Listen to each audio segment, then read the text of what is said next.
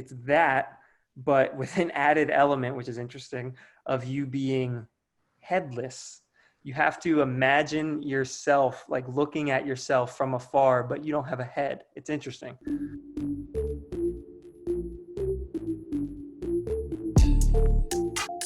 The closer you get towards the goal that you're reaching for, the tighter in that diet becomes.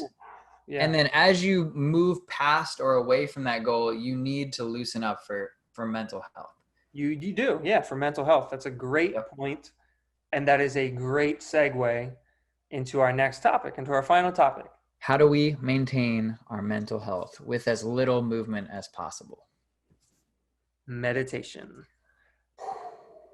So meditation, this is interesting because this is a topic that I think that I love this topic, but I'm not even close to being considered somebody who is like an expert in meditation or have even done a ton of meditation.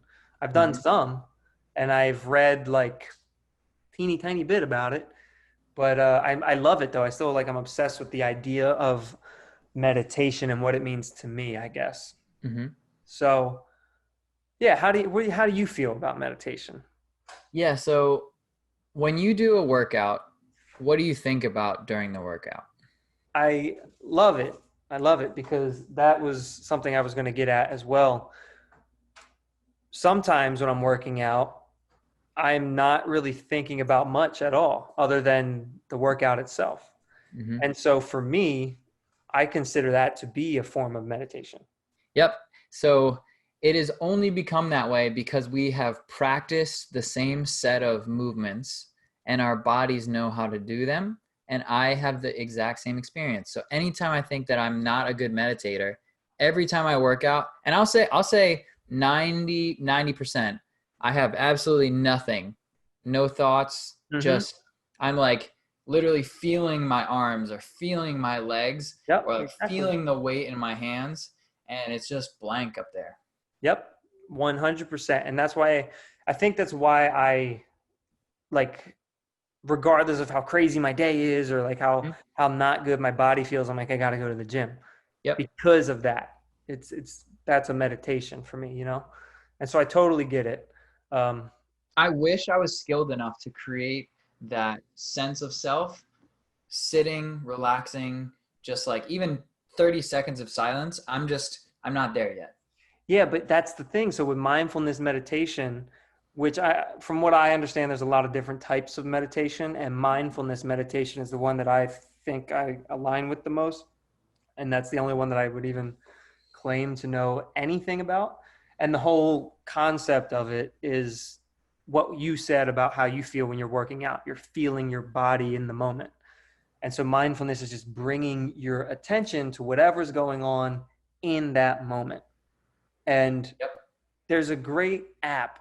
What is it called? It's not the popular one. It's not Headspace. It's Insight Timer? No. So the guy's name is Sam something. Sam. He's been on Sam Harris? Yes. Sam Harris has an app, and I think it's called Waking Up. Check that out. Tell me in a second. I'm sure it'll pop up. Yep. Waking Up, Guided Meditation, and Mindfulness. That's also the name of his podcast. Yes. Yeah, exactly. So his app, the Waking Up app, I did it for like 40 days or something like that. Nice. And they're all short. They're like 10 minutes ish. Some are shorter, some are longer, but ish. And like he really explains the goals to you as you're going through it in a way that just made it seem super manageable and not intimidating. And like basically he keeps pointing to the idea of just being aware of whatever it is. So if your mind trails off on some random thought, you're thinking about work or you're thinking about school or your workout or whatever it is, like that's okay. He says, just be aware that you got distracted and then bring it back. And that doesn't mean you messed up at all. It just means be aware. That's it. Have you ever played like there are third person video games? Like, I don't know, probably. So like first person is If I'm playing a video game, it's the Oh yeah, eyes yeah, of the yeah. Where you character. see like the back of the person, you're like above Right. them.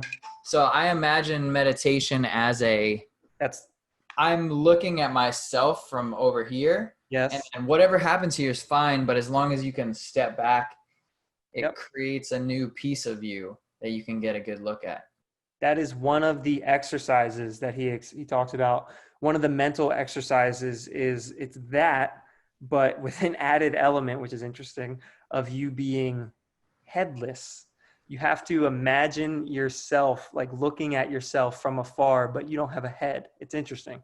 So like your head just picks up and goes over there. I guess so. Yeah. I guess that's the whole point of it. I guess, but That's pretty nifty. it is pretty nifty, and you kind of feel like you're actually doing it, which is weird. But the whole point again, so is being aware. So it'll start off being aware of if you're laying down, being aware of how your back feels against the floor. Hmm.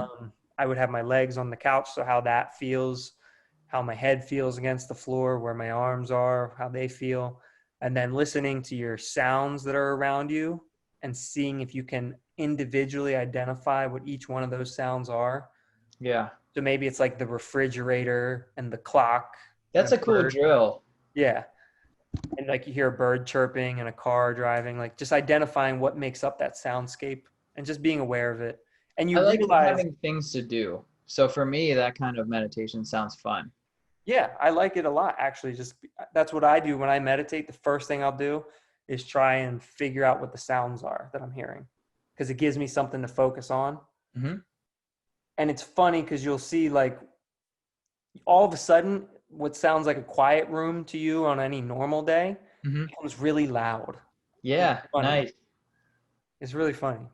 So So my dad kind of gave me a like a schema that he used to use, and I use it sometimes when I have trouble falling asleep. So imagine the feeling of like you haven't been wearing a shirt for a while, maybe you're like a little sweaty, your body's just like a little heightened, and then you put on like a scratchy new t-shirt with a logo. You feel every inch of that shirt all over your skin. yep. A minute later, you can't feel it at all. Yeah, it's funny, So right? yeah, yeah, because it's prioritizing, right? You don't need to prioritize the feeling of your shirt on your skin. Yeah, you There's can more get rid of important. that. Yeah. So when I'm laying in bed and I can't sleep, I'll start at my feet and I'll try and feel that tactile sensation of the socks. Some people don't wear socks in bed. I wear them to sleep That's sometimes. we got to talk about that. That's super weird. Yeah, I knew that was coming, and I should have started with the ankles. Yeah, so then I'll feel the weight of the blanket. I'll feel the way, my dog sleeps on my bed. So, like, I can feel the contact or the warmth between her Hmm. body, the blanket, and my feet. And then I'll just, like, once I feel like I've got it all, I'll just move up a little bit. Yeah, yeah, Go to exactly. my shins, move up a little bit to my knees. And there's always something. And anytime I can't find something, I know I'm not going to be able to fall asleep. Yeah, and that's one of the exercises that he takes you through in the app too. I never ever have done it with my arms or my fingers because I always fall asleep. That's awesome. That means it Yeah. works. I've never been like, oh, what are my hands feeling? And now I want to just start over and start at my hands and go down someday. That's awesome. Yeah.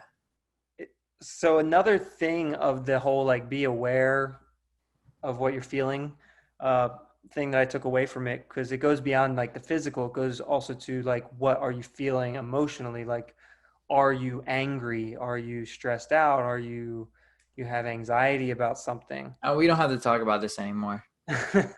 Yeah, no, we don't need to talk about this. We're good, right? Yeah. Yeah.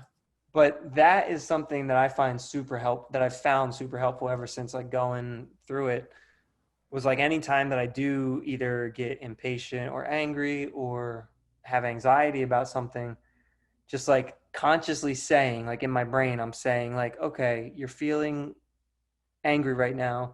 Why? Like just what is causing that? And then just asking that question immediately diffuses it at least a little Mm, bit. nice. It's hard to be super angry when you're thinking about why, when you're trying to be like objective and like dig into it intellectually. You're like, oh, well, okay. Take some of that energy away. Yeah.